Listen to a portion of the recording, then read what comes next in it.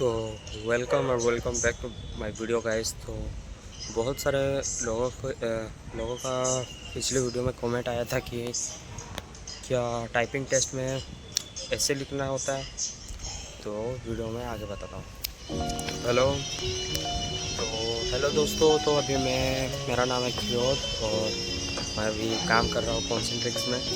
तो तुम्हें कैसे ज्वाइन हो, बहुत लोगों को कॉन्सेंट्रिक्स में ज्वाइन है ना, लेकिन कैसे होना है पता नहीं है। फिर बोलूँ तो कोई गाइडेंस नहीं है कैसे तुम लोग एमकेट क्लियर करोगे। फिर ऑप्स राउंड में बहुत लोगों का एमकेट निकलता है, फिर ऑप्स राउंड नहीं निकलता है। तो आज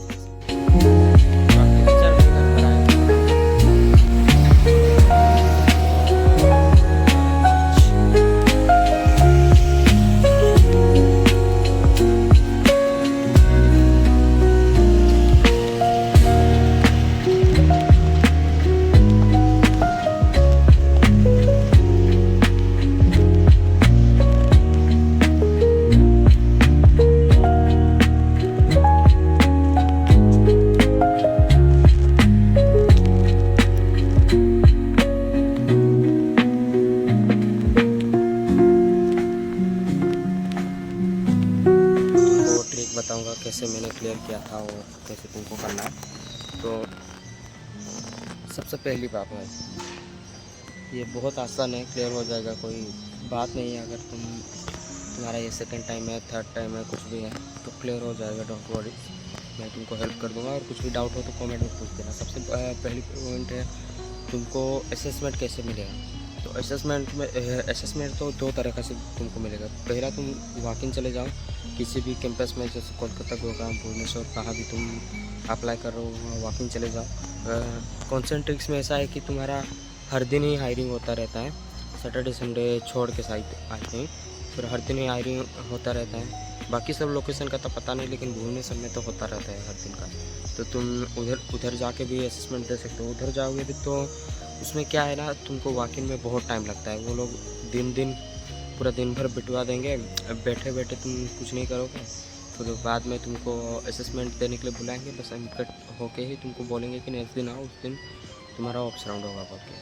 तो ऐसा है। और फिर बात रहा तुम ऑनलाइन देने का, तुम सबसे बेस्ट मैं बोलूँगा ऑनलाइन ही दे दो तुम लोग, क्योंकि मैं भी ऑनलाइन दिया था। क्योंकि तुम देखो उधर तुमको जाके कहीं रहना नहीं है, फिर तुम्हारा खाने का खर्चा नहीं आएगा और बहुत सारी चीज़ों में भी पैसा बच जाएगा। जैसे तुम रिक्शा विक्सा लेते हो जाने के लिए, अगर गाड़ी भी लेके जाते हो तो ऑयल भी बच जाएगा।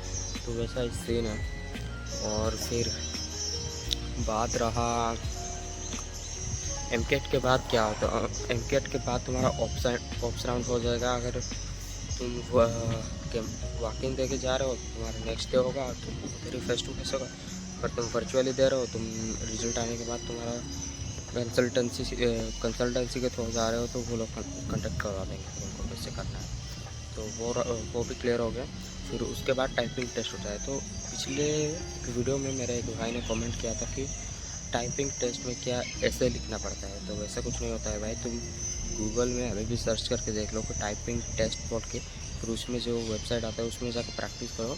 एक होता है 1 मिनट का और दूसरा होता है 3 मिनट का। सेम वैसे ही होता है कॉन्सेंट्रिक्स में भी, एक होता है 1 मिनट का, फिर होता है 3 मिनट का। वही है कि टेस्ट में होता है। तो फिर वो होने के बाद तुम्हारा होगा डॉक्यूमेंट वेरिफिकेशन, फिर ऑन बोर्डिंग, फिर होगा तुम्हारा ज्वाइनिंग। ये है पूरा ओवरऑल प्रोसेस कॉन्सेंट्रिक्स का।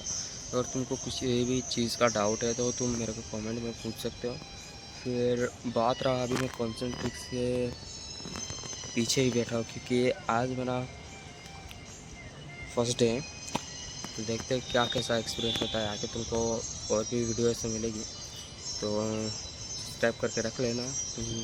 ऐसे ही तुमको जानना है जॉब के बारे में, हायरिंग के बारे में, कॉन्सेंट्रिक्स के बारे में।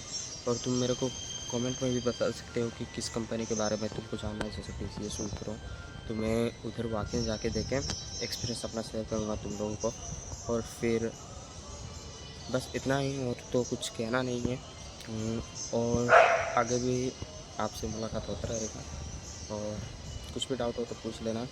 और अगर आपको मेरे से 1 to 1 बात करना है तो मेरा पर्सनल इंस्टाग्राम का लिंक दे दूँगा, तुम उधर आकर मेरे को मैसेज कर देना, फिर उधर बात कर लेंगे। और वैसा कुछ दिक्कत नहीं है, तो मैं हाईली रिकमेंड करूँगा कि तुम कंसल्टेंसी के थ्रू ही जाओ, क्योंकि वहाँ बहुत आसान प्रोसेस है और तुम घर बैठे